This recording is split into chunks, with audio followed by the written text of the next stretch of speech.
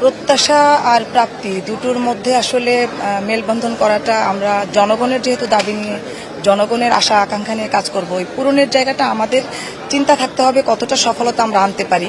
তবে প্রত্যাশা তো থাকবেই, যেহেতু দুই ধরনের, আমার জনগণের প্রতি আমার দাবি আমার প্রত্যাশা, তাদের প্রত্যাশা রাষ্ট্রের প্রতি অথবা আমার কাছে এজ এ পার্লামেন্ট মেম্বার হিসেবে। তো আমরা চাই যে বাংলাদেশ এই তরুণ প্রজন্ম দেখতে চেয়েছে যে বাংলাদেশ বিনির্মাণের কথা নতুন করে তারেক রহমান সাহেব অর্থাৎ বর্তমান প্রধানমন্ত্রী দেখছেন, সেটার বাস্তবায়ন করা।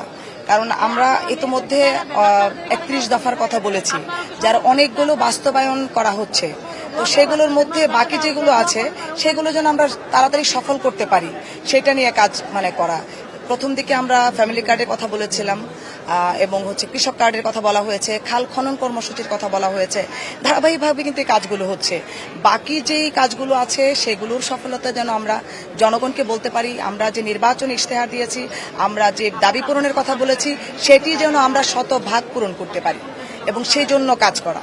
আমি যেহেতু একজন নারী, অনেক প্রতিকূল পরিবেশের মধ্য দিয়ে আমাকে এই পর্যন্ত আসতে হয়েছে। তো আমি অবশ্যই চাই বাংলাদেশের নারীরা, বিশেষ করে আমি যদি মোট জনসংখ্যার কথা বলি, তার 52% হচ্ছে নারী, একটা বিশাল সংখ্যা।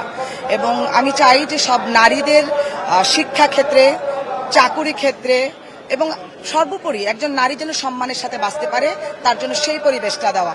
পাশাপাশি শিশুদের জন্য অবশ্যই কাজ করা, কারণ আজকে শিশুরাই আগামীর বাংলাদেশ বলি।